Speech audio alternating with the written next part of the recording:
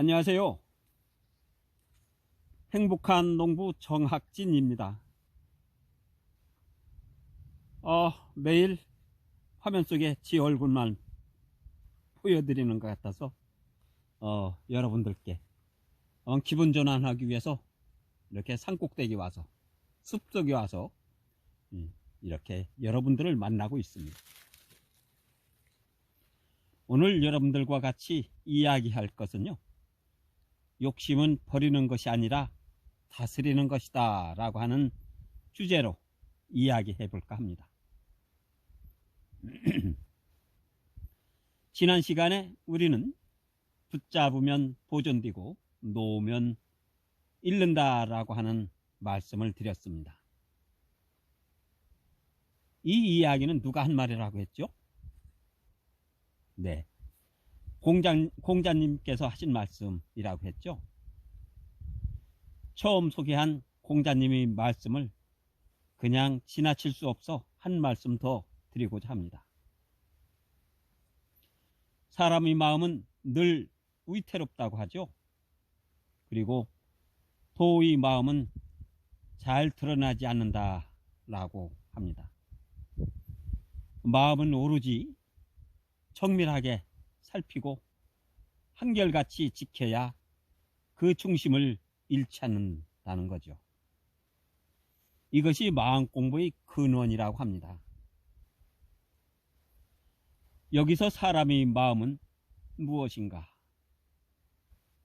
사람의 마음은요, 형체와 기운에서 생겨나는 것으로 좋고 또 즐겁고 또 분노하고 또 누구를 원망하는 것이 있다는 거죠.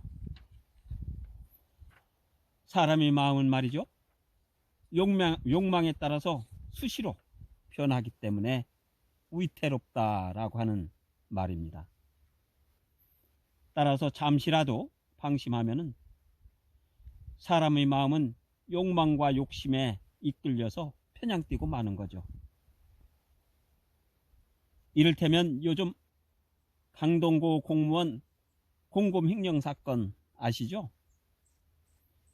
주식 투자에 손을 댔다가 115억 원의 공금을 횡령한 사건은 그 실체라고 하겠습니다. 우리말에 바늘 도둑이 소도둑 든다라는 말이 있죠. 아무튼 사람의 마음이란 붙잡지 않으면 흔들리기 마련입니다. 견물생심이라고 하죠. 견물생심. 다시 말해서 조즉존, 마음은 붙잡아야 보존되는 것이다. 그럼 마음을 어떻게 붙잡아야 할까요? 우리는 마음을 움직일 때 과연 이 일이 의로운 일인가를 먼저 따져봐야 하죠. 내 마음과 먼저 싸워보라는 말입니다. 무엇이 옳은 일인가? 또 내 마음이 어느 한쪽에 치우침은 없는가?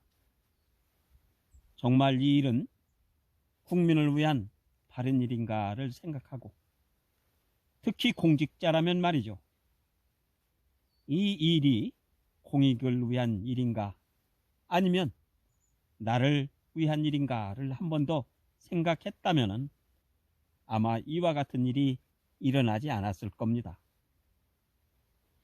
다시 말해서 고양이에게 생선을 맡겨놓은 격이죠. 털끝만치라도 마음을 잃어버린다면 그 마음은 보존하기가 힘들기 때문에 사증망이라 놓치면 바로 잃어버리는 겁니다. 이럴 때 반드시 내 마음을 정밀하게 살피고 한결같이 중심을 붙잡아야 한다는 거죠. 저라고 어디 38년의 공직 생활을 하면서 욕망에 흔들리지 않았겠습니까? 사람의 마음은 다 똑같은 겁니다. 편물생심, 보면 욕심이 생기는 거죠. 잠시라도 마음을 늦추었다면 제가 계획감사실장까지 올랐겠습니까? 마음을 잃으면 고통이 뒤따른다는 사실을 알기 때문에 저는 항시 마음속에 참과 거짓의 싸움을 하면서 살아왔습니다. 그래서 진실된 마음을 따랐기 때문에 9급에서 시작해서 상급으로 퇴직하지 않았나 이렇게 생각합니다. 이처럼 내 마음, 내 자신이 당당함은 자신에 대한 엄격함에서 나오는 것이라 하겠습니다. 보는 사람이 있을 때 예의 바른 척하고 아무도 보지 않을 때는 저질스럽고 미쳐 드러나는 사람은 지의 고하를 떠나서 결코 존경받지 못할 겁니다.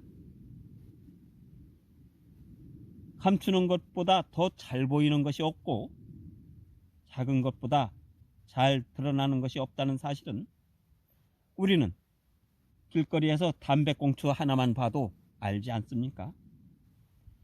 담배꽁초를 휴지통에 넣지 않고 단밑이나 정원의 나무 틈에 이렇게 비집고 넣는다면 더 잘 보이는 거죠. 다산 정약용 선생은 말이죠. 홀로 있을 때 더욱 삼가하라는 말로 유배지에서 남이 보는 것을 부끄러워하는 정도가 아니라 더 엄격한 잣대로 나를 다스릴 때 진정한 마음 공부가 아니겠는가 라고 생각하면서 오늘 마음 공부는 여기서 마칠까 합니다. 어떠셨나요? 잘생긴 소나무 아래 이렇게 앉아서 여러분들을 만나니 시간 가는 줄 모르네요. 저는요 매일 산꼭대기 올라와서 책을 읽습니다. 산꼭대기 올라와서 책 한 단원씩 읽고 내려가거든요. 참 재미납니다. 마음 공부 이렇게 하는가 봅니다. 여러분 늘 건강하시고요. 여러분들도 한번 책 한 권 가지고 나와서 산꼭대기에서 책을 한번 읽어보시기 바랍니다. 그래요. 행복하세요. 네, 다음에 또 만나죠. 네, 고맙습니다.